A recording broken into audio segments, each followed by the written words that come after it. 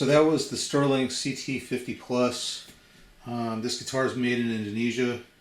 Mine is about 8 pounds, so a little on the heftier side. I'll go over some of the features on it. So it has locking tuners, which I like. These are unbranded, but they seem to work fine. They do the job. One thing that I really like about Sterling and Ernie Ball Music Man is the headstock design, and like the strings from the bridge to the tuners, it's a straight path. In other words, you know, beyond the nut, the strings don't diverge like a Gibson Les Paul. So there's less factors that affect binding at the nut. I think this is a superior design. I like it a lot. One thing of note, when I was dive bombing the tremolo, this didn't hold tune very well. I don't attribute that to the tuners. This nut is cut a little on the high side, and there is a little bit of binding at the nut. So that's going to require a little bit of extra work. Not a big deal. I prefer them to be cut a little high, so I'll file this down in a little bit, and after that I don't expect any tuning stability issues after that. But this one's straight out of the box. So Sterling's vintage tremolo, it's pretty much the same as what's on the Ernie Ball Music Man models that have this tremolo. It seems fine. It does the thing. I've read that the plate on this is steel, but the knife edges are hardened. So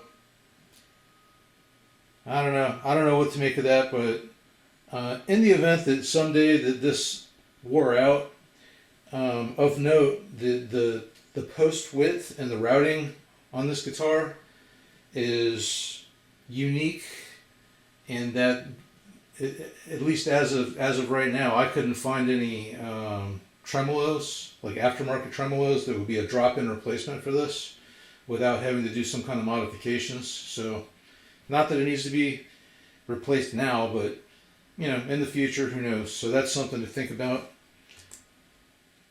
The neck is roasted maple. This roasted maple thing seems to be a trend these past few years. It's supposed to increase stability of the neck. It's not really a must-have for me, but it does look nice. This neck fills the hand pretty nicely. I would say that this is a more beefy than the average Fender C shape. Very comfortable for chording, for lead work. It's a little too thick for my liking, but I have small hands, so I do like the neck heel joint is rounded on this. It doesn't necessarily increase your access to the upper fret registers, but it is a hell of a lot more comfortable on the hand compared to the original Fender Stratocaster kind of blocky design. This is the only color that has the rosewood fretboard, at least in the CT50 Plus model. This has nickel frets. You know, I have lots of guitars with nickel frets, nothing wrong with that. But in this day and age, I wish that stainless steel frets would just be the industry standard across the board at this point. The truss rod adjustment wheel is down here, easy to access. I like that. This has a belly cut and an arm bevel. The arm bevel on this is very shallow and small. It's just right here. Very comfortable. One thing that kind of sets this apart from the original Stratocaster design, the Stratocaster has a much deeper bevel So when your arm rests on it, it rests on a bigger surface area of the body. Maybe it's just me, but after I'm playing for a while, my arm just seems to sweat like crazy with my arm resting on that. It makes me kind of nutty. So I like this design a little bit better, actually. The pickups on this, I think, are above average for a budget line guitar.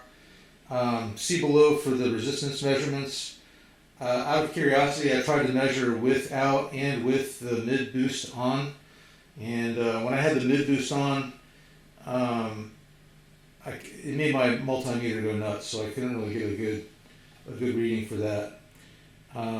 Speaking of the mid boost, so the volume knob is push, so it activates this mid boost in the circuit, and it requires a 9-volt battery. It's cool. It does color the tone a little bit. It's less noticeable with high gain, more noticeable with clean sounds and light gain. Remove the battery just to see if I still got sound out of the pickups, and nope. So presumably, if you were in the middle of a gig and the battery died, you're kind of done. So I'm not a big fan of that. Overall, though, it's a pretty decent guitar for a budget model. Despite the battery issue, I like the look of this. I mean, it's Strat-like, but not a carbon copy. It's kind of its own thing. The nut is going to likely require some extra work. Not a big deal. Even $2,000 guitars often have that issue. So I think this is a gig-worthy guitar, particularly for rhythm work, at least for my small hands. Make sure you have an extra battery on hand though. And anyway, that's it. Thanks for tuning in. Appreciate it. Thank you.